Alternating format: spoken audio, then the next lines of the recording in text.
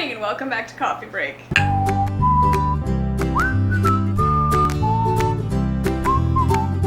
Happy National Novel Writing Month. Yeah, in case you don't know, NaNoWriMo, as it's so affectionately called, is a global challenge to write 50,000 words during the month of November. We ourselves are not participating in NaNoWriMo, but as publishers and decent human beings, we fully support anybody who is participating in the magic and occasional tribulations that is the writing process. Yeah, I have a few friends who are participating this year and have participated in past years, and That's awesome. Yeah, me it's too. awesome. I know people who have full-on completed it. so in solidarity, we're going to offer a couple of books to inspire writers throughout the month of November.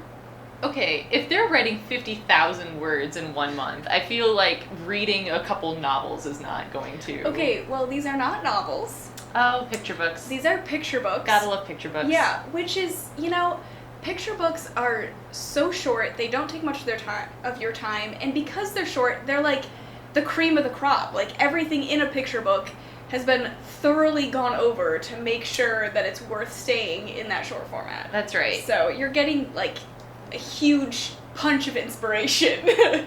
We do not use unnecessary words in Right. picture books. We do not have the space for unnecessary words.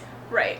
And, I think a picture book is a great length of time to just take a break from things, and you definitely, 50,000 words takes a lot of time to write, but you can't get to 50,000 words if you stay in front of your laptop the entire month. That's true.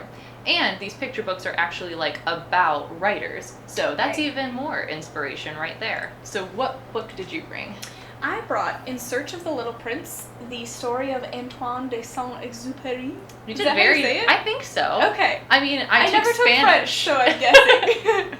So, you may have heard of Antoine de Saint-Exupéry because he wrote The Little Prince, which is a very famous children's book. So even if you haven't read The Little Prince, there's a lot of inspiration. So even if you're not familiar with this author, I think this is a really cool story. And reading this story of how Antoine was inspired to write, inspires me to write. Yeah. I love all of the little details of his life. Sometimes it's a big thing that he did that he wanted to write down, and sometimes it's just the little things that he noticed. Mm-hmm.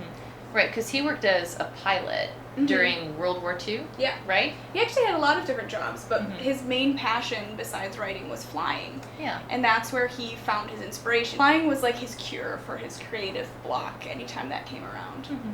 And I think we all have something like that, and we just have to find what it is. What book inspires you to write?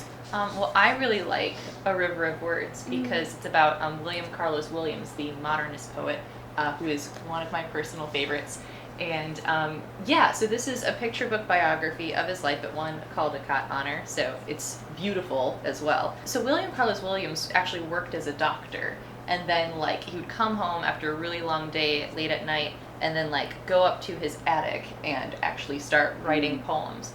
And what's really cool is that he was determined to write about the things that he saw around him. We've got a quote here. Let me see. I want to write about ordinary things. Plums, wheelbarrows, and weeds. Fire engines, children, and trees. Things I see when I walk down my street or look out my window. So it's really cool that and you get that sense in his poems that he's just writing about everyday life, but they're so pretty.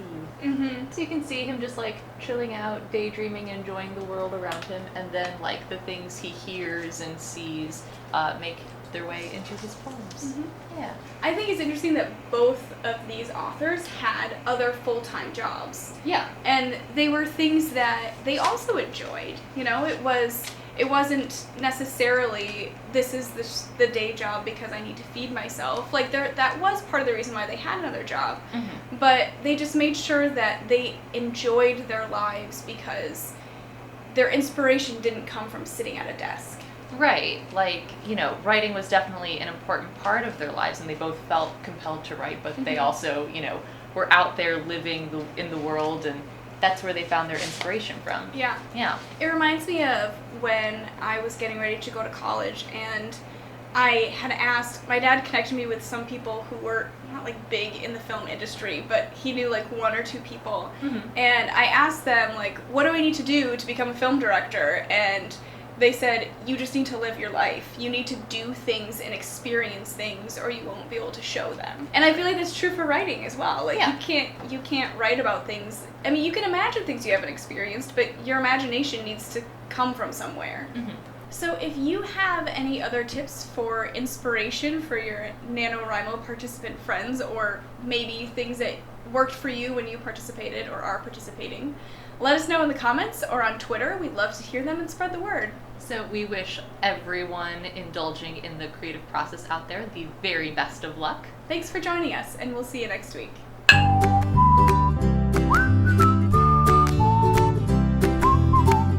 So if at any point during NaNoWriMo you rant,